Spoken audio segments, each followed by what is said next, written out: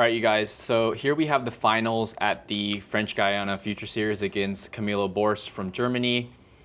This is really important here at the coin toss because, as you'll see, he actually picks the other side to start on the other side, and this is really, really important in this match because there was actually quite a bit of drift or wind in this haul from his direction pushing to my direction, meaning his shots would be coming at me much faster and his attack would be much faster, which is probably why he wanted to start on that side. I'm guessing he wanted to start out attacking a lot more. So going right into this match, I knew that the side that I was starting on, I was playing against the wind.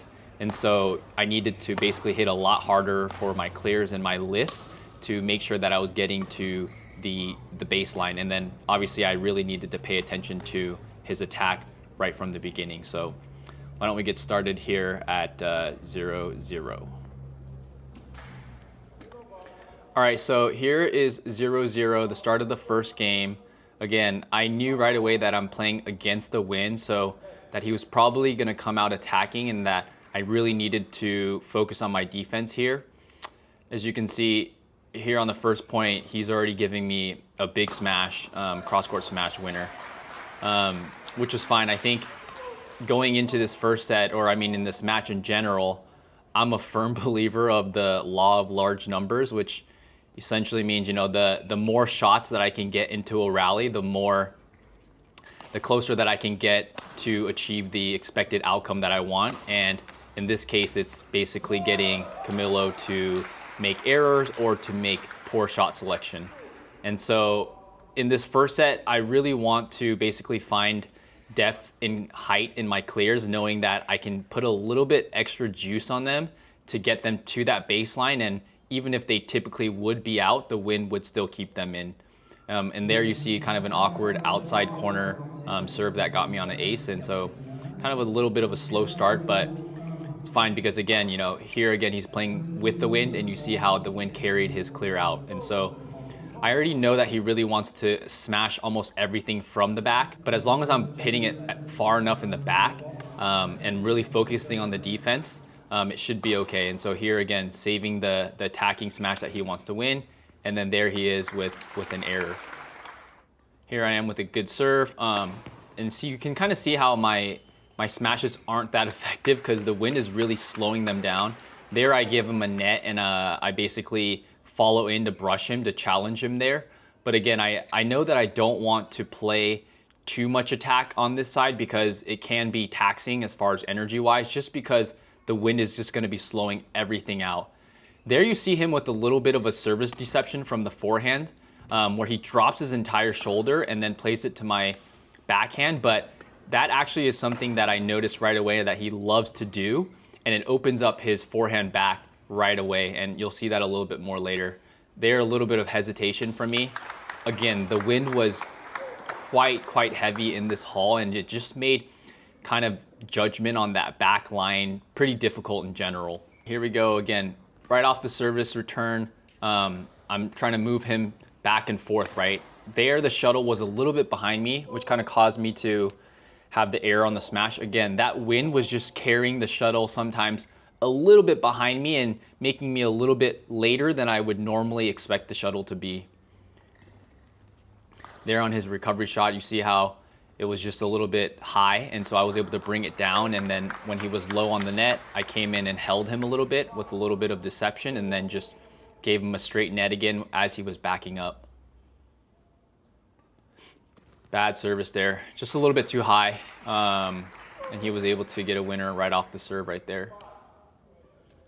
Right to the back, you see him try to go for that backhand smash, and I mean, it was just a wild shot. He even tried to do a 360 that completely put him out of balance, and those are kind of the shots that I wanted from him. I know he likes to do these high risk, high reward shots that are, I mean, Instagram reel, TikTok worthy, but I mean, those just don't really work in a match.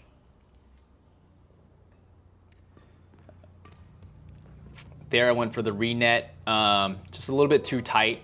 Again, playing against the wind, I probably needed to put a little bit more on that. Even at the net, you can kind of feel the shuttle slowing down and pushing back towards you because of the drift. here he is with the big smash again. I'm just defending. See how much I put into that clear? And then you see this smash is just not that hard because the wind is just pushing it against me. And then there again, the shuttle, you see me look back a little bit because I wasn't sure if that was in or out. You know, the drift is just carrying that shuttle towards that back line, and it's making me difficult to judge whether it's in or out.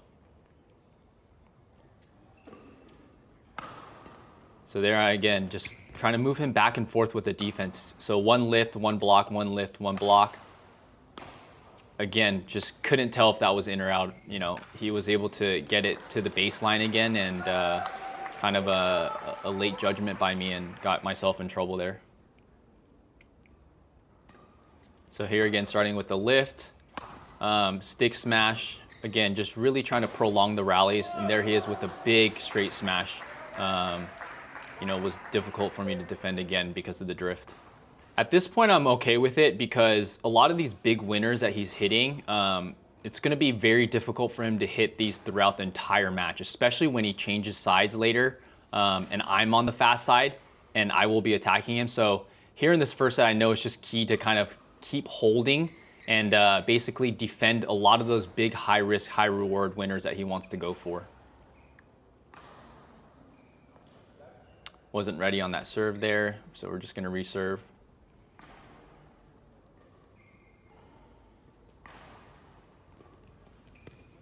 So here I'm just bringing the shuttle down, right? Nothing crazy. Lift to his backhand side. Again, I defend. And you see there, you see how short my return dropped, and that was because of the wind. I don't think he was even expecting my return to be that tight. The wind just picked it up again and kind of dropped it super close to the net, which was beneficial for me. So there he is again with that little forehand deception, which opens up his entire forehand corner in the back, which put him in complete trouble. It's because he kind of drops his shoulder and uses his entire body for that deception, and it just puts him really out of position. So from the service return, I was able to exploit that a few times. Here, I went for the renet again to challenge. I quickly realized that he really likes to kind of come in on the nets and go for those brushes. And so basically, I do need to challenge him at the net, but you'll see that I do take the nets a little bit higher later and then try to just pop him back as he comes in. They are just a service receive mistake. So 11-8 down, not down a crazy amount, but I do know that I need to still cut down on the errors to get back into this game. So here, I start off right away at the interval on the service return with the lift. You see here, I'm committed to moving him back and forth, back and forth. And there we go, right? That smash that he hit was a little bit out of position. His body was completely flying backwards, momentum moving backwards. And off of my block, he was just so out of position. I net, he re-net, and then I pounced on that right away. And so at this point, I'm finding a little bit of better feeling in my lifts. And I know that as long as he's netting, I'm just going to give him a high lift. You see that right there? I'm giving him these lifts, and then once he's coming in, again right there, I'm faking the net, and then I'm basically just pumping him back to the backhand corner right there again. You see that? And then he gives me the out of control smash again. So this is basically what I stick to the rest of the first game. Just being patient, knowing that he is going to have some sort of high risk shot that would probably result in a mistake. And as long as I was coming in at the net early and holding him a little bit, and then just pumping it over him into the back. All right, and then here we go.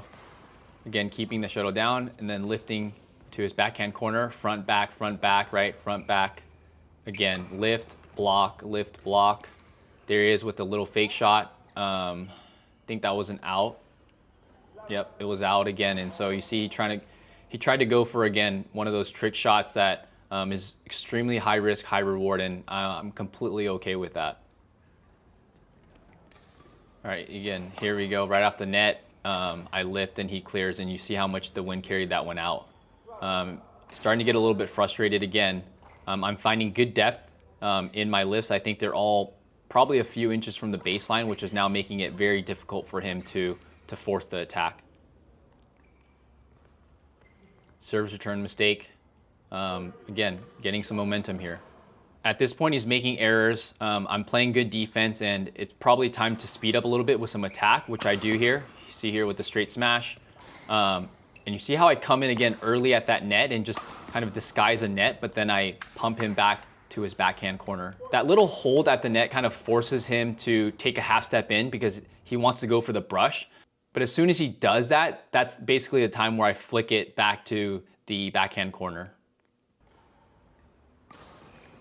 Here he is again with that forehand deception, and then an error, right? I think those are kind of the technical mistakes that I was talking about.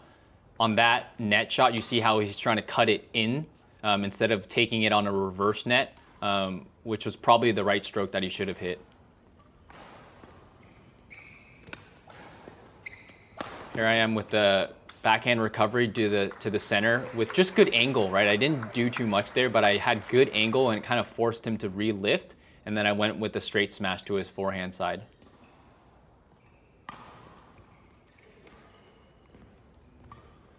Again, picking on that backhand corner and then a stick smash. Again, I don't really need the power smash because the power won't even work that well against the wind. Just going more for placement and angle, and there it was pretty effective. Now right here, I crank up the speed a little bit. That was a really good straight smash by me right off the serves return. Against the wind too, basically caught it with good timing and was able to line it right down the alley. There he is again with the serves return deception. Really high risk, high reward. Those are the shots that I want him to be hitting because law of large numbers, right? I mean, I'm gonna get the expected outcome that I want if he continues to do those and try those types of shots. There I go for the same straight smash off of the same forehand corner that he had just given me earlier. Just a tad bit out, but again, it was the right pressure that I should have been giving him there.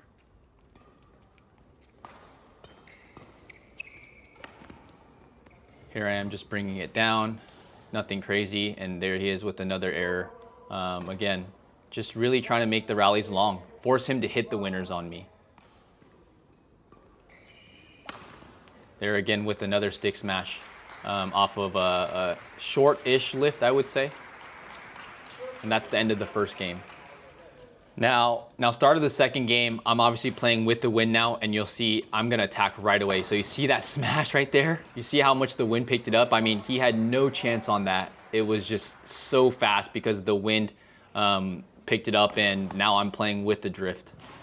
So you guys can see how important it is to understand and be aware of the conditions that you're playing in and to basically take full advantage of it.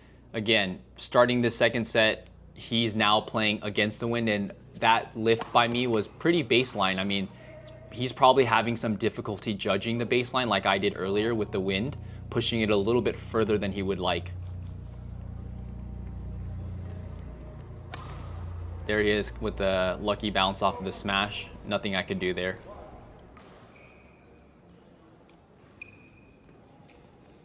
There he is with a good re-net, challenging me at the net there.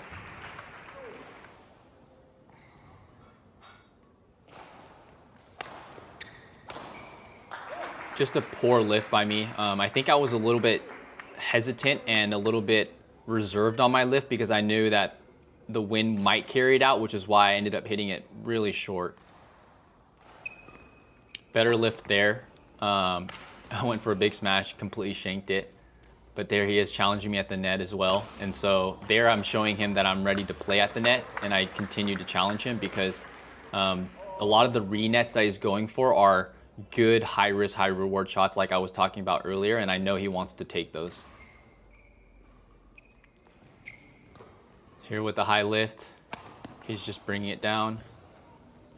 Again with another high lift, and then he went for a big smash winner just a little bit outside.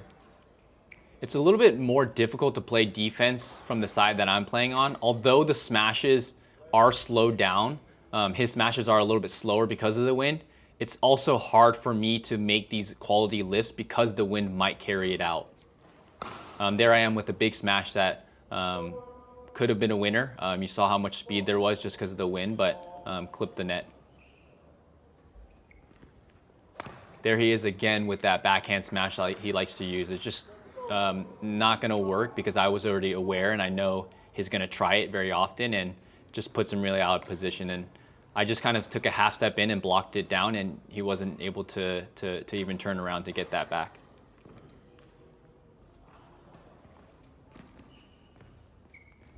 So there he is again with the brush, right? I know that he wants to come in at the net, and moving him back and forth was probably a little bit of a better idea. And so trying to avoid the net and giving him opportunities to take those gambles is what I needed to do.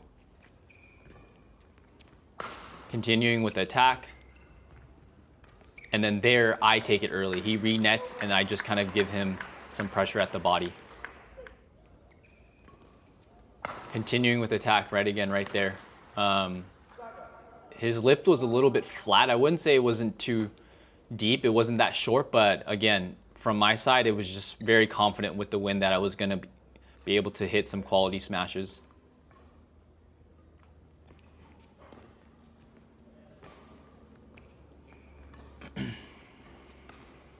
Here we are with a little bit of longer rally. I got a little bit lucky with the net clip there, and it dropped right in.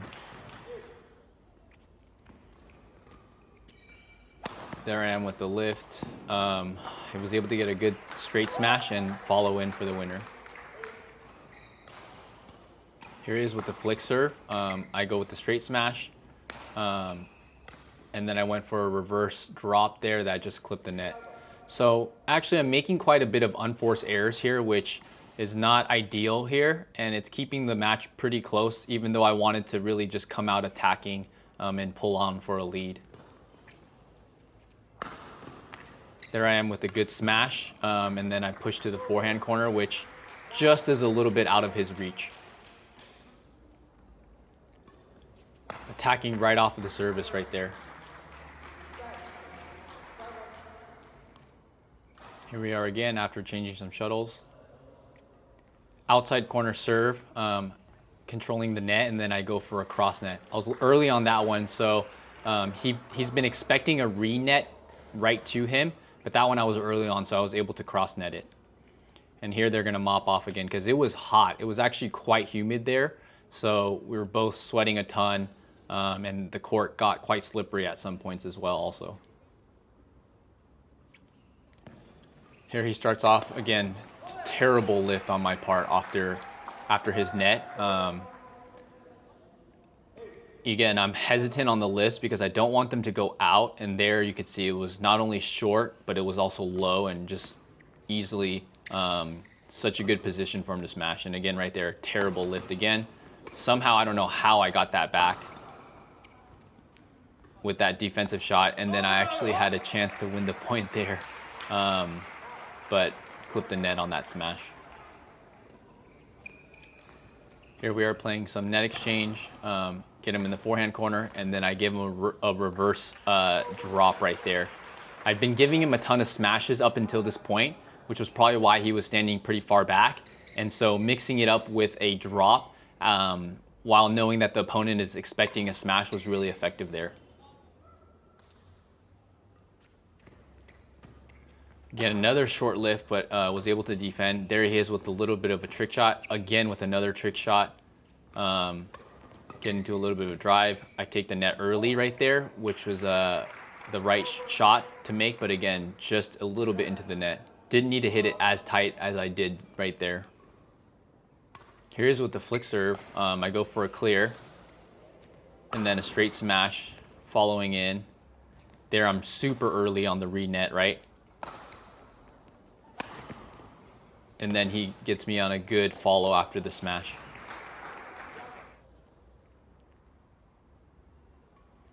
All right, here we go. Lift mistake. Probably wanted to re-net right there, you can see. Outside corner serve. There I'm moving him back right after his net, just bringing it down because he has been hitting some smashes right there. Again, right there with the smash. And then I went for the re-net, and his brush I was able to save. So again, I know that he wants to go in for the brush, and was able to put a bit of spin, and it was actually a pretty tight net as well. And so his brush wasn't the highest quality, and I was able to return it and put him really out of position. See, I come in early again and try to pop it over him, but just a little bit out on the side right there. A little bit of a high serve from him. There he went for the renet and got it quite good to the outside corner, which is a little bit out of my reach there. Out of control smash. That was just so out. So here I'm trying to settle back down again. There I know he's going to renet, and I pounce on it right away. There my camera shuts off. I'm sorry guys, I'm not sure which points were missing because I'm telling you, it was hot there. So my camera overheated somewhere in the second game. And I am using a recording from another camera, which isn't the best quality, but at least it'll get us through to the end of the game. All right, here's again with the deception on the service, and just goes to cross to my forehand side, and he was so out of position, I just needed to drive it straight to his backhand, and he couldn't get there. There he is with the big smash again. Pretty out of position. Those are all really big winners from him again. High risk, high reward shots. Here he is with another good straight smash. All right, here we go again. Again, on the service, I'm taking it early, but nothing special, just bringing it to the middle. Here again, challenging him with the renet and then attacking to the backhand corner. He goes for the cross court. And then right here, again, I go for a drop because I want to mix it up with my attack. And then there I go for the big smash, and then I follow, and he's on the ground already at that point.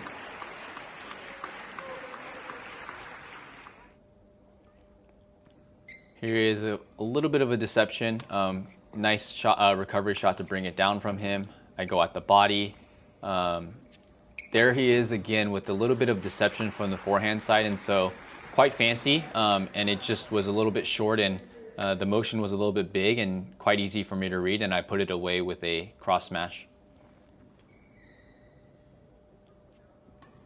To my backhand corner, I'm just bringing it down here with a very high lift, and he goes for a big smash winner, which I'm able to defend. Again, another smash, and then another smash, which was out of control there, and that ends the game. So overall, a good match. Tricky conditions playing here, especially against someone like Camilo, who has a lot of different variation, trick shots, and kind of unorthodox timing. Again, you really have to manage the conditions a lot of times and know what you're playing with, and from there kind of devise a playing style or a strategy that best suits the wind or drift or whatever you're dealing with on that day.